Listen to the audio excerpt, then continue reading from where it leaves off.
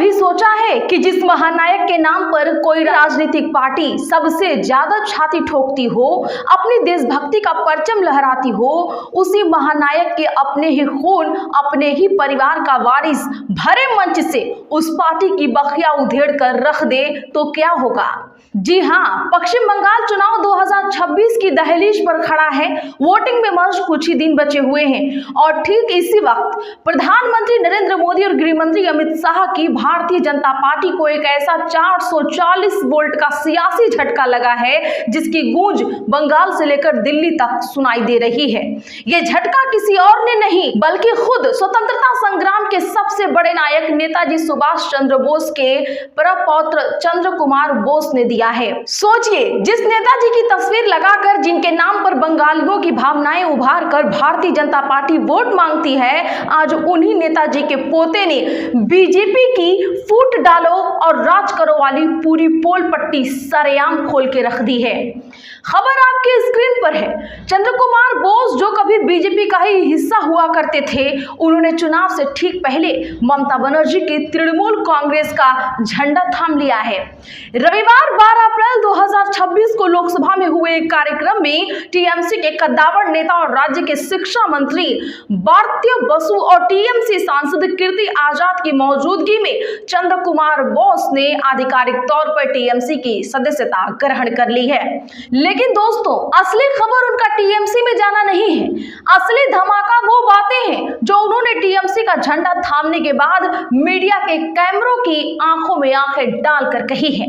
चंद्र कुमार बोस ने बीजेपी में रहते हुए अपने साथ हुई धोखाधड़ी और भाजपा के अंदर चलने वाली विभाजन की राजनीति का वो कच्चा चिट्ठा खोला है जो आपको सोचने पर मजबूर कर देगा। उन्होंने साफ शब्दों में बताया है कि भाजपा इस देश में जिस तरीके का राज चला रही है वो कभी भी नेताजी की सोच या उनकी महान विचारधारा से मेल नहीं खाता। जब एक पत्रकार के तौर पर आप चंद्र कुमार बोस के उस बयान को सुनते हैं तो आप समझ पाते हैं कि क्यों उन्होंने दुनिया की सबसे बड़ी पार्टी होने का दावा करने वाली संस्था को ठोकर मार दी। उन्होंने जो अंग्रेजी में बयान दिया है उसे मैं आपके सामने रखना चाहती हूं, जरा ध्यान से सुनिएगा, क्योंकि ये शब्द उस परिवार से आ रहे हैं जिसने इस देश के लिए अपना सब कुछ न्योछावर कर दिया। Communities for vote bank politics. The British, their policy was divide and rule.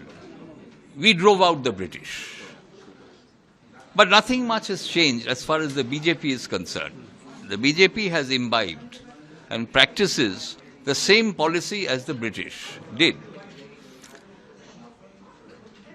Instead of uniting all communities for the development of the nation, they bring religion into politics, which is a policy which was vehemently opposed by my grandfather Sarat Chandra Bose and his younger brother Netaji Subhash Chandra Bose.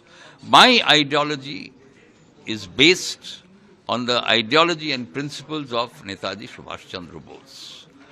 So I cannot accept BJP's way of thinking. However, why did I join the Bharatiya Janata Party? That is the question. Because I was given an assurance by the top leadership of the party that I could work using the BJP platform to spread Netaji's inclusive secular ideology to unite all communities as Bharatiyas, the Bharatiya concept. I tried for a period of 7 years. I didn't run away initially, I tried. But I realized that it is not possible to work on inclusive principles in the BJP, because their policy of gaining votes is to divide. So I decided to leave, and I did not immediately join any party. I watched and followed what the other political parties are doing, and I find that the Trinamool Congress comes close to following inclusive and secular ideology. Because India is a country which will fall apart. चंद्र कुमार बोस ने बड़ी बेबाकी से कहा है, Bharatiya Janata party Bharat के संविधान के खिलाफ काम कर रही है। उनका केवल एक सूत्रीय एजेंडा है, फूट डालो और राज करो। वोट बैंक की राजनीति के लिए समुदायों को बांट दो। अंग्रेजों की नीति भी यही थी। हमने अंग्रेजों को तो देश से बाहर निकाल फेंका, लेकिन जहां तक बीजेपी का सवाल है, कुछ भी नहीं बदला है। बीजेपी ने अंग्रेजों की उस नीति को आत्मसात कर लिया है और आज उसी का अभ्यास जमकर कर रही है। कितनी बड़ी बात है, जरा आप गहराई से सोचिएगा।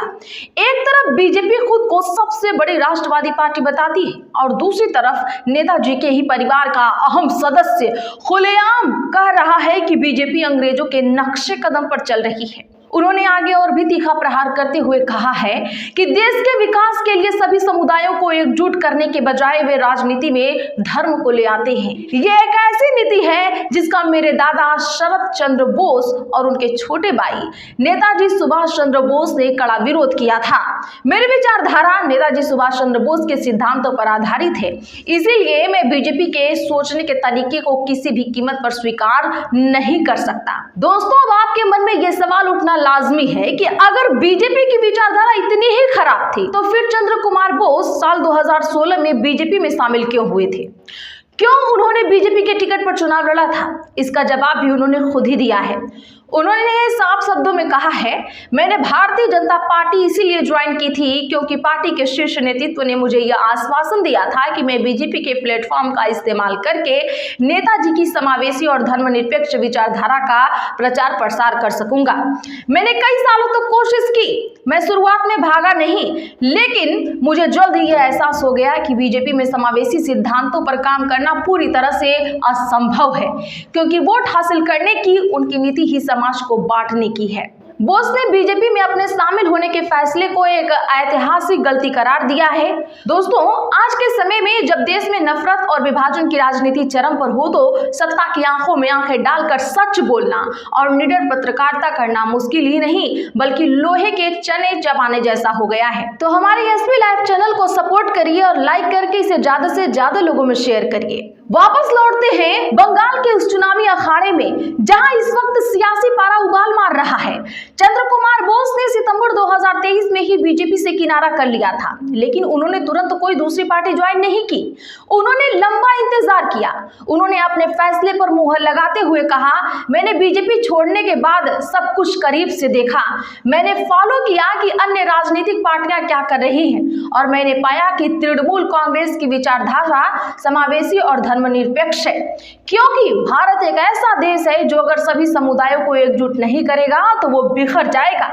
चंद्र कुमार बोस ने बंगाल और देश की जनता का आह्वान करते हुए चेतावनी दी है कि अब समय आ गया है जब इस विभाजनकारी राजनीति को हर हाल में रोका जाए। यह वक्त केवल चुनाव लड़ने का नहीं है बल्कि भारत को भी बचाने का है।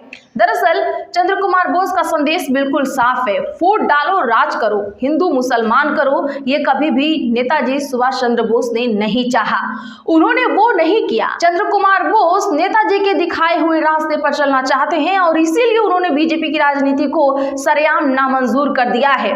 अब जरा सोचिए, पश्चिम बंगाल विधानसभा चुनाव सिर पर है, अप्रैल के अंत में वोटिंग होनी है। बीजेपी बंगाल में टीएमसी को उखाड़ फेंकने के लिए अपना पूरा जोर लगा रही है, खुद को सबसे बड़ी पार्टी, राष्ट्रवादी पार्टी साबित करने में लगी हुई है। और ठीक ऐसे नाजुक चुनावी मोड़ पर नेताजी के परपौत्र का टीएमसी में शामिल होना ममता बनर्जी की पार्टी के लिए एक बहुत बड़ा सियासी हथियार बन गया है। इसका सीधा असर नतीजों पर पड़ना तय है। बंगाल के लोग नेताजी को अपने दिल में बसाते हैं। ऐसे में चंद्र बोस का टीएमसी के फेवर में और बीजेपी के खिलाफ आना बीजेपी के पूरे नैरेटिव को तहस नहस करता है।